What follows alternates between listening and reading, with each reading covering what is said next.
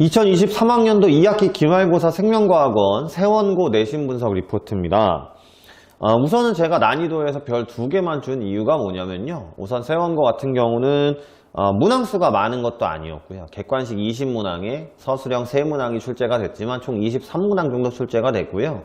그 다음 시험 범위가 뒤에 있는 생태계 파트 뿐이었기 때문에, 물론 생태계 파트가 뭐 많이 쉽다 이런 건 아닙니다만 상대적으로 유전이 마무리가 됐고, 그 다음에 이 생태계 파트는 뭐 계산이 많다기보다는 좀 암기를 해서 이해하는 부분들이 많다 보니까 상대적으로 유전에 비해서는 좀 수월하지 않았나 라고 생각이 들어서 난이도는 좀 낮다라고 평가를 했고요. 세원고의 특징상 뭐 단답형 문제들이 좀 많이 나오는 편이고, 그 다음에 암기를 요하는, 간단히 얘기하면 그냥 교과서나 이런 거에 있는 그냥 기본적으로 암기해야 되는 이름 같은 것들을 자주 묻는 문제들이 많이 출제가 됐는데, 올해 같은 경우는 그런 문제의 양보다는 실제적으로 이제 필요한이라고 표현하면 좀 그렇지만 그래프나 이런 것들을 가지고 이해해서 풀 수 있는 문제들이 많이 출제가 돼서 상대적으로 암기를 많이 해야 되는 부분들은 난이도가 높죠. 아무래도 이해보다는 이걸 외워야 되는 부분이 많다 보니까. 그래서 난이도를 좀 낮게 평가를 했습니다.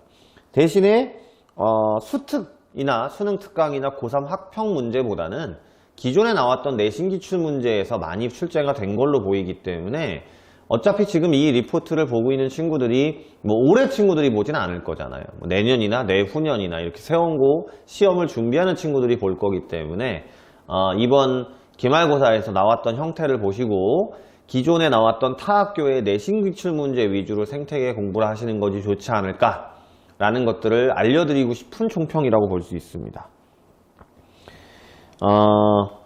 특이사항에도 아까 말씀드렸던 내용을 열심히 설명을 드렸어요. 특이사항에도 보시면 써놨습니다만, 시험 범위가 생태계뿐만이기 때문에 또 너무 자세하게 낼 수도 있지 않을까라고 생각이 드는 문제들도 있었지만, 평상시에 세원고에서 보여줬던 특징의 단답형 문제보다는 그래프나 이런 걸 가지고 이해해야 되는 문제들을 출제를 많이 하시다 보니까 오히려 그냥 쉬운 부분에 대해서 막 지겹게 암기하는 것보다는 조금 더 낫지 않았을까 생각이 드는 거였고요.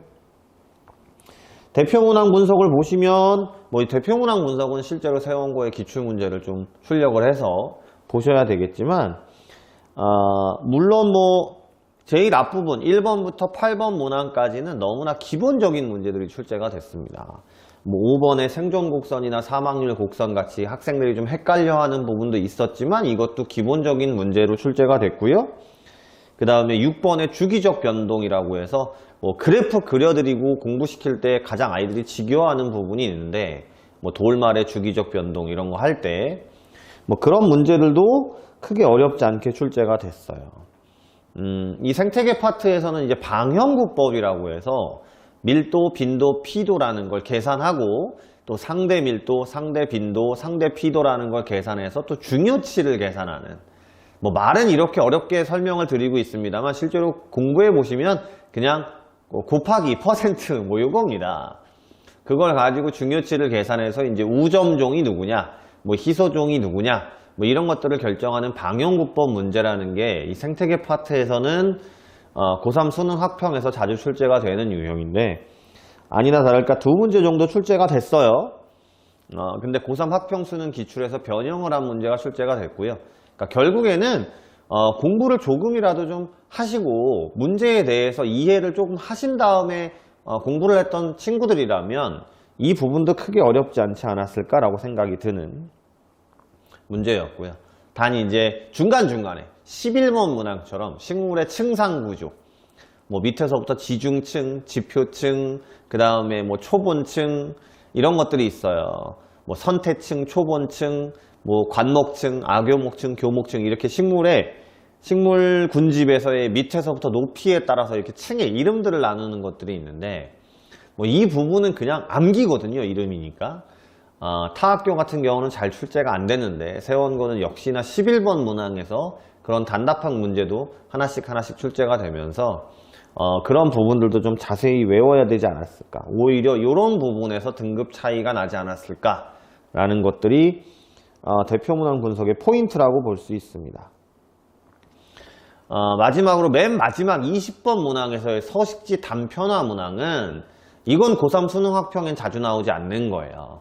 근데 내신에서는 굉장히 많이 나오고 올해도 많이 타 학교에서도 많이 나왔던, 그러니까 시험지를 구해서 볼 수 있는 친구들은 이 20번 문항의 서식지 단편화, 그래서 내부와 가장자리, 이게 또 수능 특강에서는 나와 있습니다.